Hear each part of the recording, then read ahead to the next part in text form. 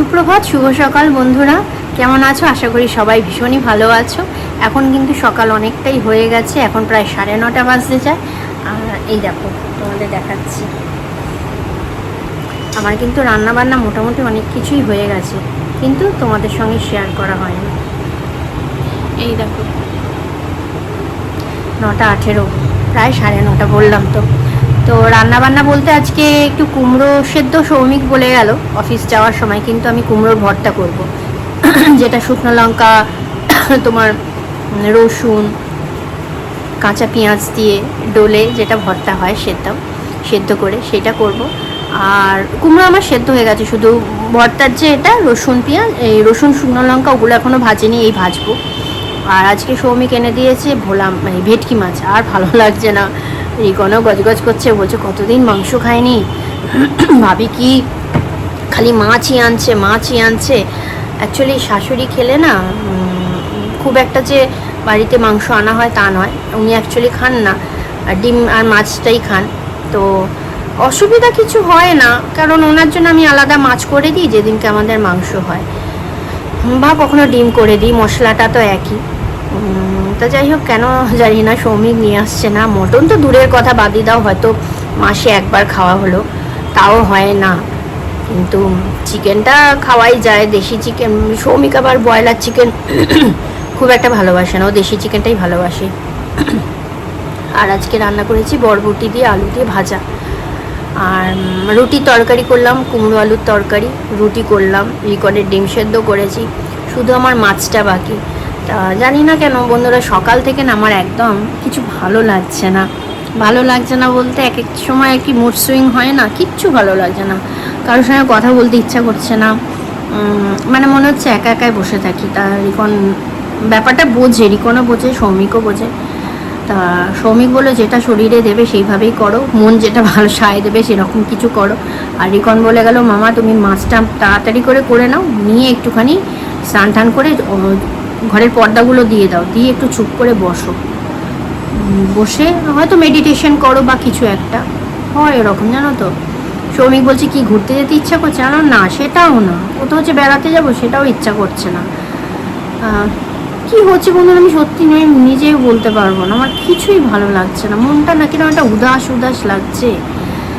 জানি না এরকম সিচুয়েশান তোমাদের কি কারোর হয়, একটুখানি তাহলে কমেন্টের মাধ্যমে জানিও। আর পুজো তো মাত্র হয়তো 8 দিন বাকি। ভেটকি মাছ ভাজাভুজি চলছে, এই যে লাস্ট মুহূর্ত এটা, বাদ বাকি সব ভেজে নিয়েছি। রুটির তরকারি আলু আর কুমড়ো দিয়ে করেছি, খুব টেস্ট হয়েছে খেতে। আর কুমড়োর ভর্তা করেছি আজকে, কুমড়ো সেদ্ধ করে ভর্তা যেটা করে সেরকম করেছি, আলু বরবটি ভেজেছি, যেটা আমার খুব ভালো লাগে। আর কালকের একটুখানি বাঁধাকপির ঘন্ট ছিল মাছের মাথা দিয়ে, ওটাও বের করেছি। তো বন্ধুরা এখন বাজে 1টা, শাশুড়ি মাকে খেতে দিয়ে দিয়েছি, আর সৌমিক স্নান করছে, আমরা এবার খেতে বসবো বেরোলে।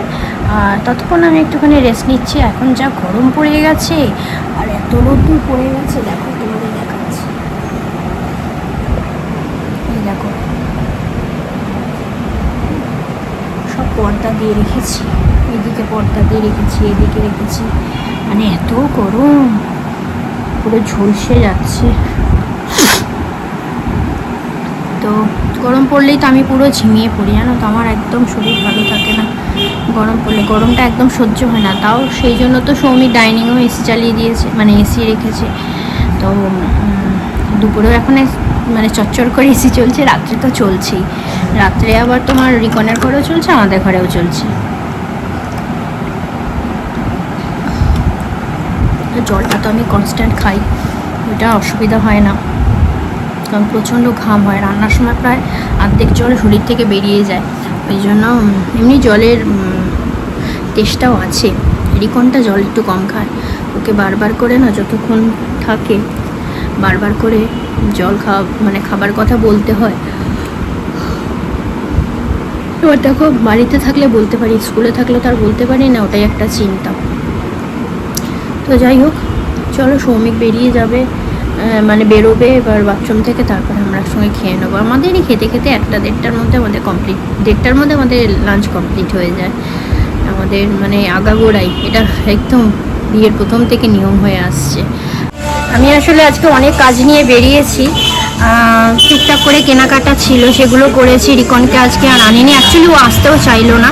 তো আমি যে কাকুর দোকানে এসেছি, অনেক দিন পর আসলাম। ছেলে মানে আমি এখান থেকে সমস্ত ল্যামিনেশনগুলো করাই। অ্যাকচুয়ালি কী বলতো, পুরোনো মানুষ তো এরা না এই জিনিসের মানে প্রায়োরিটিটা বুঝবে, আর নতুন কি হুড়ুম হাড়ুম করে কাজ করবে। এখন নতুন কোথায় হয় আমি অত খোঁজও নিইনি। তো তোমাদের একটা মেশিন দেখাচ্ছি, এটা বহু দিনের। আর কাকুকে জিজ্ঞাসা করলাম, কাকু কত বছরে, বলো তাও 24-25 ধরে রাখো। তা তোমাদের দেখাচ্ছি, তোমরা দেখো। এইটার মধ্যে ল্যামিনেশন হয়।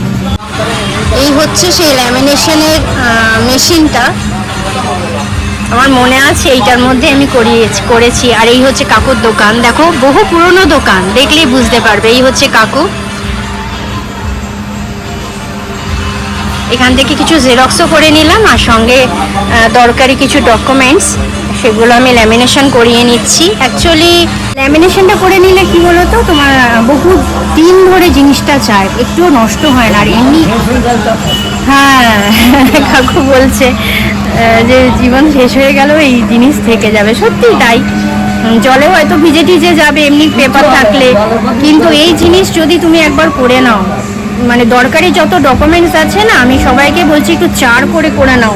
আমার অনেক জিনিস মানে একদম, ধরো আমার বার্থ সার্টিফিকেট যেগুলো করাই হয়নি, সেগুলো আজকে আমি মনে করে কাকুর কাছ থেকে একটু করে নিচ্ছি, যেটা আমার মানে আমার মৃত্যু হয়ে গেলেও হয়তো থাকবে, হয়তো কেন নিশ্চয়ই থাকবে। তো চলো করে নিই। এখন 9টা প্রায় বেজে গেছে, অনেকক্ষণ আগেই বেরিয়েছি। আর আমি যেদিনকে প্রথম ব্লগ স্টার্ট করি সেদিনকে আমি এই আমাদের স্টেশনের সামনে ইয়েস স্যার এসেছিলাম। তো আজকেও আমি এখান থেকে কিছু জিনিস নেব।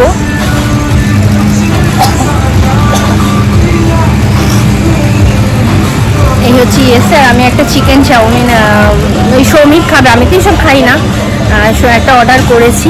তো যাওয়ার সময় নিয়ে নেবো তাতাইদার থেকে। তাতাইদাকে বললাম তুমি রেডি করো, তারপরে আমি আসছি।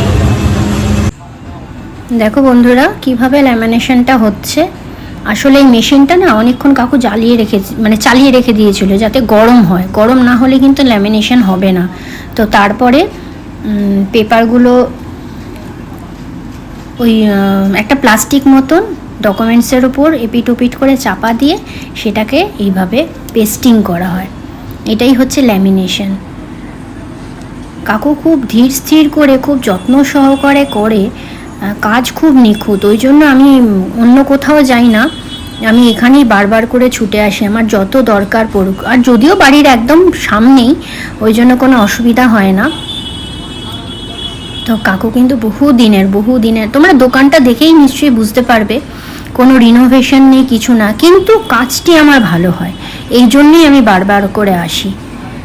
ওই ঝাঁ চকচকে দোকান, কিন্তু কাজ ভালো হবে না, তাতে আর লাভ কি বলো না। এই ডকুমেন্টস এখন প্রতিটা কাজে দরকার পড়ে, যে কোনো জিনিসে তোমার ডকুমেন্টস লাগবে। আগে যদিও এত ডকুমেন্টসের প্রয়োজন থাকতো না। তো চলো বাড়ি যাই। তো চলো বন্ধুরা, এসে আমি আর ভিডিও করিনি, কারণ অনেকটাই দেরি হয়ে গেছিলো। তো ডিনার ফিনার সব করলাম, করে ঠরে এই যে এখন ময়শ্চারাইজার লাগাবো, ড্রেসটা চেঞ্জ করবো আর শুয়ে পড়বো। শরীর ভীষণ টায়ার্ড লাগছে, কারণ এক্সারসাইজ করার পরে না এতটা হাঁটি না, আমি পুরো ক্লান্ত হয়ে গেছি। বাড়ি ফিরেছি 10:30 দেরি হয়ে গেছে অনেক। তো চলো, সবাই ভালো থেকো, সাবধানে থেকো, সুস্থ থেকো। ভিডিওগুলো দেখো, কীরকম লাগছে একটু কমেন্টের মাধ্যমে অতি অবশ্যই জানিয়ে দিও। নেক্সট আরেকটা ভিডিওর জন্য তোমরা অপেক্ষা করো। টাটা, গুড নাইট, শুভরাত্রি, সবাই ভীষণ ভালো থেকো।